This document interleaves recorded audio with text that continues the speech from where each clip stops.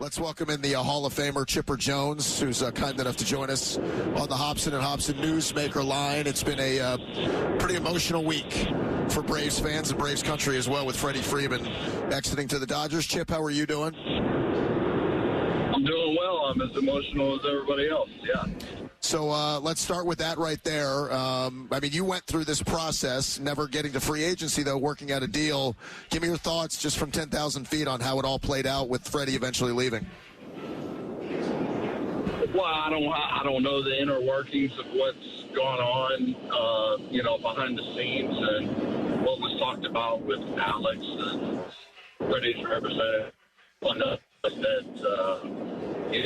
results and nothing.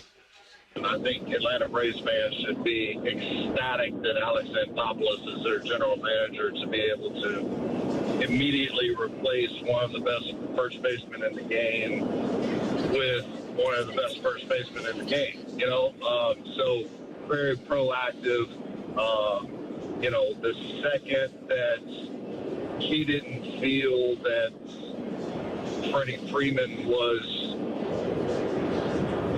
obtainable, he pivoted and got Matt Olson. So that is kind of GM you want in the city, but it doesn't replace the sting of losing basically a family member, and that is Freddie Freeman. Do you have an opinion if the Matt Olson trade would have been made on, I guess it was Monday or early Monday, if that wouldn't have happened, do you have an opinion on how this would have continued to play out specifically with Freddie? No. And I told Buster Olney yesterday, I wish we could and it's nothing against Matt Olson. I think he is a fabulous player. I think Atlanta Braves fans are going to be ecstatic with this acquisition through the duration of his time here in Atlanta. He is a fantastic player. But it's one thing to bring somebody new in who is great, but it's another thing to lose a guy who, a cornerstone of the franchise. And Freddie's going to be missed because he's been a part of the family for the last decade plus, and that is the sting of that is not going to easily be replaced. Hopefully Matt gets out of the gate, really fast, and we get over this really quickly. But the fact of the matter is, we go to L.A. pretty early in April, and Freddie's going to be coming back in June, and we're going to be reminded of it. And it doesn't make it any easier to get over. Chipper Jones, the Hall of Famer, with Chuck and Chernoff on the Hobson and Hobson Newsmaker line. Chip, I'm not going to ask you to interpret what Freddie was doing, but I'm going to put you in that situation. And as I said, you never got to the point of hitting the open market, which I'm sure you heard, well, you're leaving money on the table. Why was it more important for you to get something done rather than trying to get more money if it was available? Because I didn't want to play anywhere else. This is my home. This is where I wanted to play. I've got John Sherholtz as general manager. I've got Bobby Cox. The grass isn't always greener on the other side. And I've told Freddie this, and I have no problem telling, everybody this, including Freddie. I do not agree with the way that this was handled on Freddie's side. If you want to play in Atlanta, then you play in Atlanta, okay? You maybe take a little less to be happy and play in a place that is comfortable to you. And the second that Freddie, told me when he rejected the 5 for 135 after the All-Star break, I told him, I said, you're playing a very dangerous game. You go out on the free agent market, you get courted by all the pretty girls that are on the block. Chances are you're not going to come back, and if you take your time waiting on that 6th year, maybe into January, Alex Anthopoulos has a job to do. He's got to put together a team, a roster. He's not going to wait on you once they committed to not giving him the 6th year. I told him that. It's a very unfortunate set of circumstances that happened from spring of last year until now. Okay, you've got the pandemic that hits. We don't have any fans in the stands. Liberty is probably saying, hey, let's pump the brakes on giving Freddie his extension until we figure out what's going to go on as far as revenue and fans in the stands and whatnot. Then, we make the offer at, after the All-Star break, and Freddie's like, man, I'm 2 months from free agency. The price has gone up a little bit, And then I have the conversation with him, and he plays his cards the way he wants to. He's going to go to free agency. Now we go into the off season not knowing that I didn't know at that point that there was going to be a lockout, and the lockout comes December 2nd. Okay, it goes all the way into spring training, and now we've got 3.5 weeks until opening day, and stuff is accelerated. Like, everybody's kind of panicking, not really panicking, but like anxious to make moves, Chipper, if we start like Monday afternoon after the Olsen thing, like time starts then, given that had already happened, that the Braves had moved on from Freddie, I'm happy for Freddie right now. Southern California, winning franchise, he got a 6 year, the money, all of that. I'm happy for Freddie. Do you think Freddie is happy for Freddie right now? I think Freddie is happy with what is second best. I honestly think Freddie still wants to be a Brave. And I had a conversation with him 2 nights ago, and I'm not going to go into what Freddie said, any of the specifics of what Freddie said.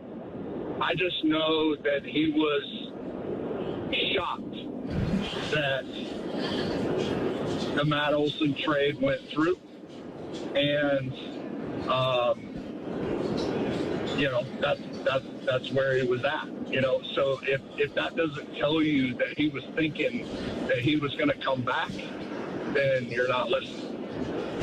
Chip, and again, I'm only asking you for an opinion and putting yourself in this spot.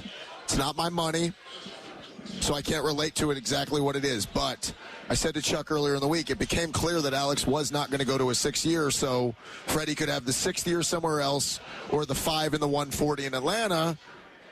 I felt like maybe he was so dug in that's why he had to stick to his guns, but I don't even know the way to frame this. It sounds like he would have been much happier with the 5 140 and the legacy of the Brave and doing the Chipper Jones thing beginning to end. That 6 year and the extra $22 million is awesome, but I don't know. It feels like, just listening to him and the way you're telling it, there's going to be a regret there for the rest of his life. I don't know if there's a regret right now, because he could win 3 of the next 6 World Series and, have a great time out there in L.A. The fact of the matter is that I know what I felt talking to him, that he didn't feel like his career here in Atlanta was over. And while it was not the way I would have handled things, I told Buster Olney this yesterday. I said, I hope for both parties' sake that both sides negotiated in complete faith with each other, and they had Freddie Freeman's interests first and foremost when they were talking to each other. I feel like there was some miscommunication, some lack of communication,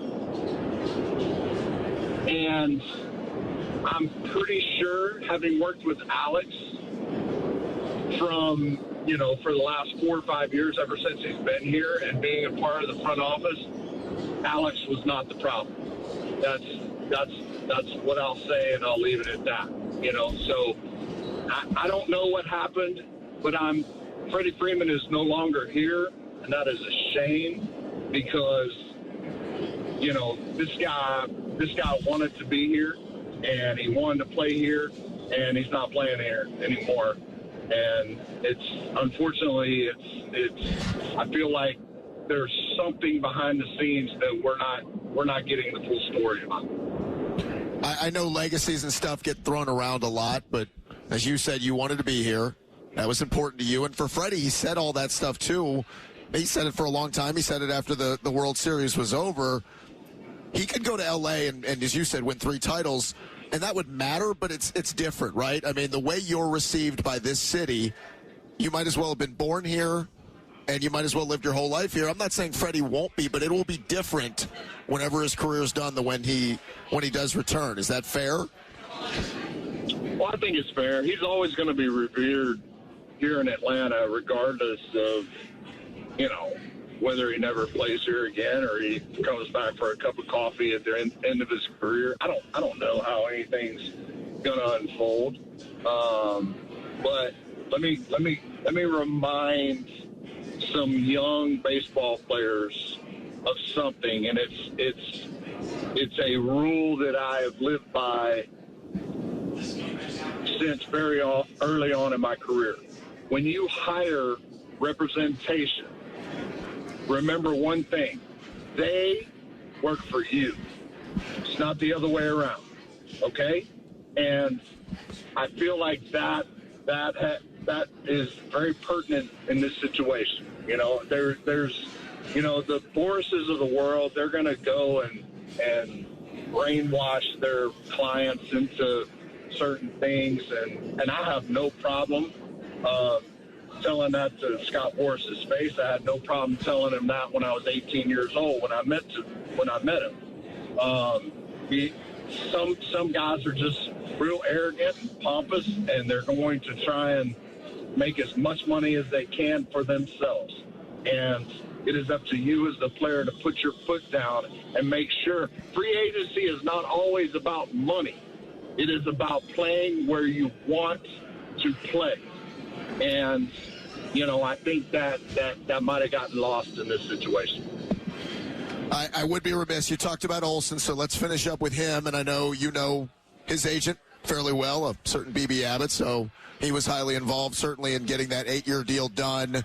Before you talked about the player, Freddie, Chipper, I thought it was intriguing how quickly an 8-year deal came together for Matt Olson, which showed the Braves' commitment to not only Olson, but it showed that, maybe it was the years with Freddie, maybe it was just, Alex's preference. But, what were your thoughts how quickly they got the deal done after the trade?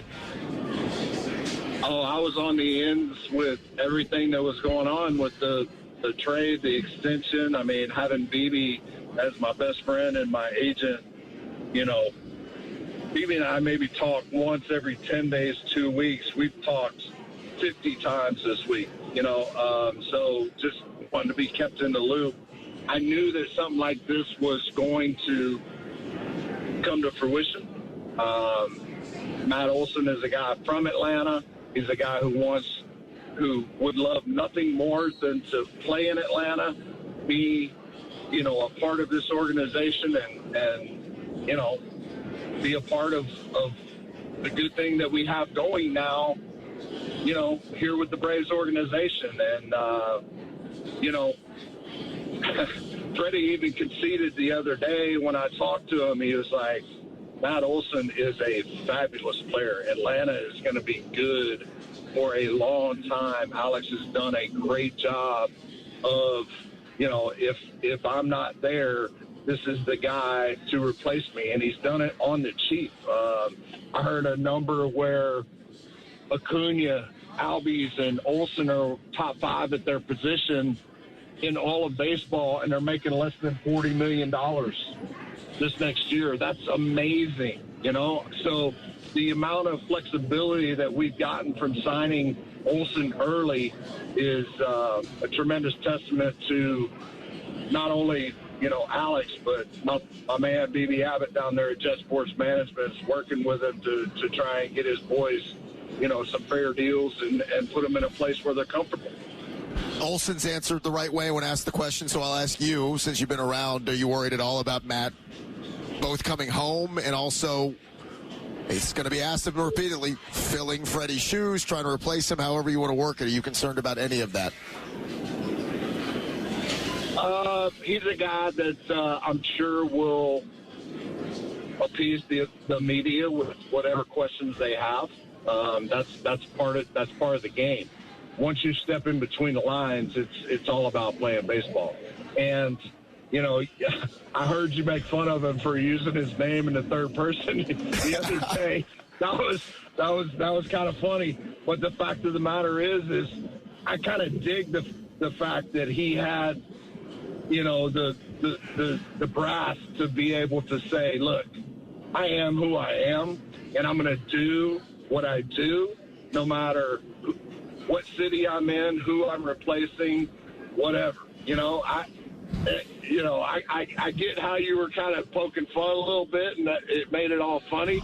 But the fact of the matter is, it makes no difference. He's going to go out.